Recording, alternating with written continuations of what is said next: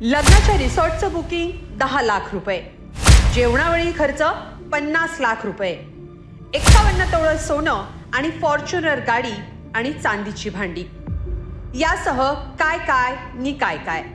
हगवणे कुटुंबाच्या लुटारूपणाची ही लिस्ट मोठी आहे.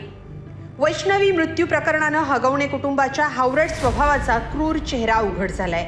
हगवणे कुटुंबाच्या हुंड्याच्या हव्यासापोटी वैष्णवीचा जीव गेला, पण वैष्णवीसह तिच्या माहेरच्या लोकांना हगवणे कुटुंबियांनी कसा त्रास दिला, किती लुटलं, या कारनाम्यांची यादी रोज नव्यानं समोर येते. आता नवे तपशील उघड झालेत, ज्यात वैष्णवी आणि शशांकच्या लग्नात किती आणि कसा खर्च झाला हे समोर आलंय. हगवणे कुटुंबानं स्वतःच्या इब्रतीसाठी कसपटे कुटुंबाला अक्षरशः पिळून काढलं. धक्कादायक बाब म्हणजे एका दिवसाच्या लग्न समारंभासाठी 1.5 कोटी रुपये उधळण्यात आले आणि जे पैसे अर्थात वैष्णवीच्या वडिलांना द्यावे लागले. हगवणे कुटुंबाच्या लग्नात काय मागण्या होत्या, त्यासाठी कसपटेंनी किती पैसे दिले, ते कुठं खर्च झाले, हे सगळं या व्हिडिओतून पाहूयात.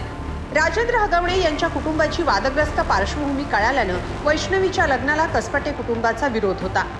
पण लेकीच्या हट्टामुळे कसपटे कुटुंबानं हगवणेंसोबत सोयरीक जुळवली.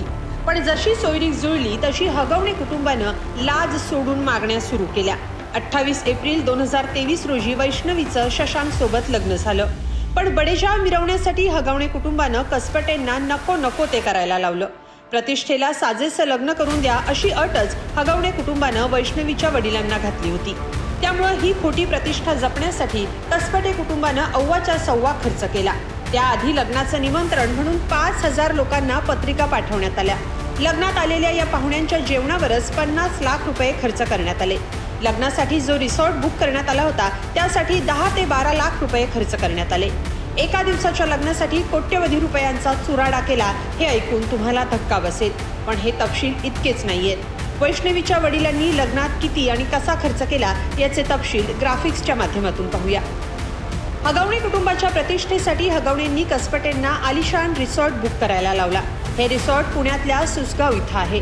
या रिसॉर्टचं एक दिवसाचं भाडं 10 ते 12 लाख रुपये इतकं आहे. लग्नाला प्रतिष्ठित मंडळी येणार असल्याचं कारण देत आकर्षक सजावटीचा हट्ट हगवणेंनी केला. स्टेज सजावटीच्या नावाखाली एकट्या स्टेजवर डेकोरेशनचा खर्च 22 लाख रुपये इतका करण्यात आला. जेवणावेळीचा खर्चही डोळे पांढरे करणारा आहे. तब्बल 5,000 पाहुण्यांना लग्नाचे आमंत्रण देण्यात आलं. यासाठी एका माणसाला जेवणाचा खर्च 1,000 रुपये, याप्रमाणे एकूण 50 लाख रुपये केवळ जेवणावर खर्च झाले.